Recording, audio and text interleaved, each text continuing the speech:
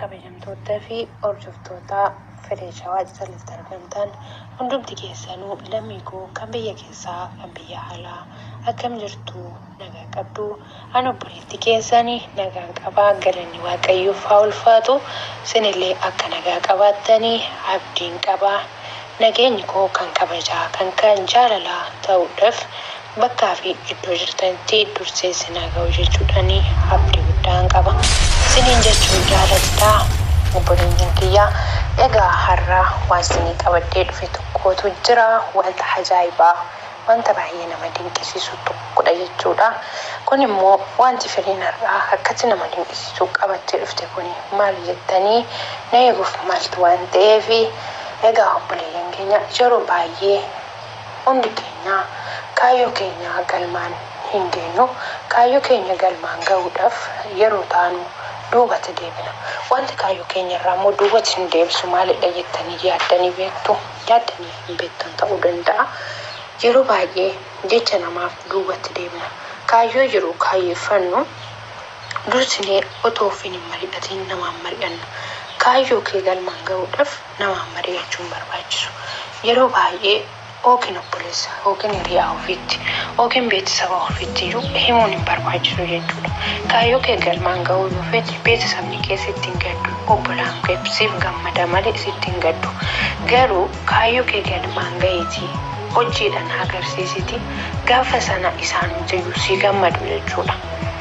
Malee otoo kaayyoo kee hin kaayyeessin dursaan otoo yaada keetti ofii keetii hin mari'atin yoo namatti himatte kaayyoon kee duubatti deebi'a.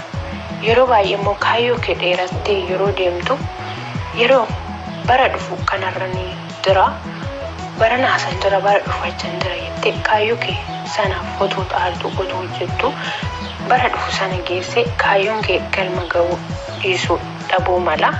Garuu yeroo sana maal goota? Yeroo sana kaayyoon koo dide galma hin geenye waggaa makanaa hin xaare jettee duubatti deebi'uu otoo hin taane boota dhaabatte sanatti deemuun boota dhaabatte sana kaasee deemuun barbaachisaadha.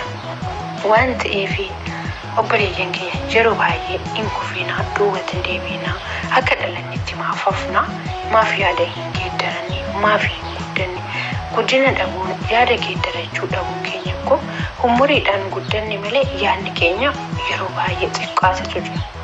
Dhuga yaada hin qabdan jechuu osoo hin taane amma walirraa barannuu fi amma beekumsa qabuuf irratti xiyyeeffadhe irratti hubadhee walaloo adda ta'e waan irraa barachuu qabdan jedhee isinii qabadhee dhufedha. Waan ta'eef walaloo kana hanga xumura dhumaatti yoo dhaggeeffattanii waan hedduu irraa barachuu jedhee abdii guddaan isinii qaba waan ta'eef walaloo kana dhaggeeffadha. Garuu dhaggeeffachuu bichaa osoo hin taane hamma dhumaatti dhaggeeffadhaati waan irraa hubattan maal si fayyade walaloo kana keessaa waan tokko namni tokko hubachuu danda'a. Namni kaayyoo qabu namni yaada qabu walaloo kana keessaa hundayyuu xiyyeeffachuu danda'a waan ta'uuf xiyyeeffadhaa sirriitti hubadhaa. Wal gargaaruu waan jiru walirraa hubachuu waan jiru yaada jiru immoo koomentii jalatti naaf godhaati. Amman beekumsa qaburraa anis dabalee isiniif dhiyeessa waan ta'eef dhaggeeffadhaa isiniin jechuun jaaladha obboleeyyan kiyya. Kaayyoon dura karoora qabaadhaa. Kaayyoon koo maali? Eessan deemuufanii eessan ga'a karaa kamtu na dabarsaa jedhaati ilaalladhaa si galma ga'uu ni dandeessu abdiin kutatinaa. Kanaaf egaa karaa walalichaatti sin deebisa. Walalicha akkas jedha. Gaafa imaluuf kaatu daandii dheeraa qabattee yaadadhu seenaaf akka kaatee ani eessan deemuufan ka'ee jedhee ilaalladhu karaa si baasuu ta'us addaan baasii barii hiriyaa filadhu waliin deemuun dursaa hiriyaa bara kanaa kan gaarii si baasaa kan gaarii si gorsaa kam siin madaalaa qorii madaalii isa kam waliin karaa dheeraa deemaa jedhee of gaafadhu Kaleessa maalirraa kaleerraa ture har'a kaleessa maalirra ture har'a eessa jira karaan ati kaate eessarraa eegalaa kaayyoo fi mul'anni kee maalfaa akka ture aarsaa ofii kee kaffaluun kaayyoo ofii beekuun hundaa obsaan taranii ilma namaatiif seeraa jechaa fi gochaa namaaf bakka laatinii kan siif yaade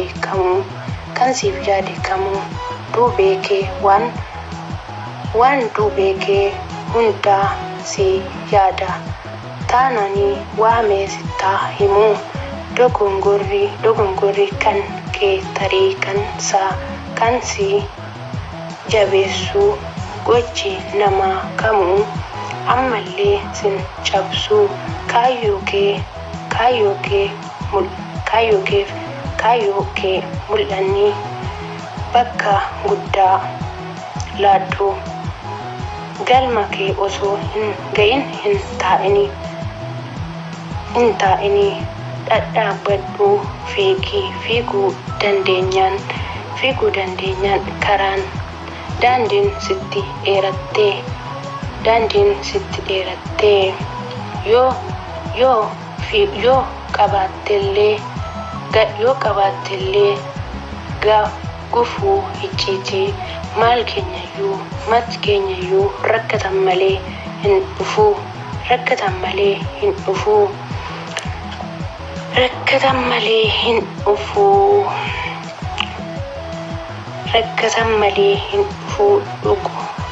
kaayyoo ofii dhugoomsuuf maaltu ofii keenya dhugoomsuuf obsaan keessaa taruun yoo dhugaan deeman bakka yaadan ga'u.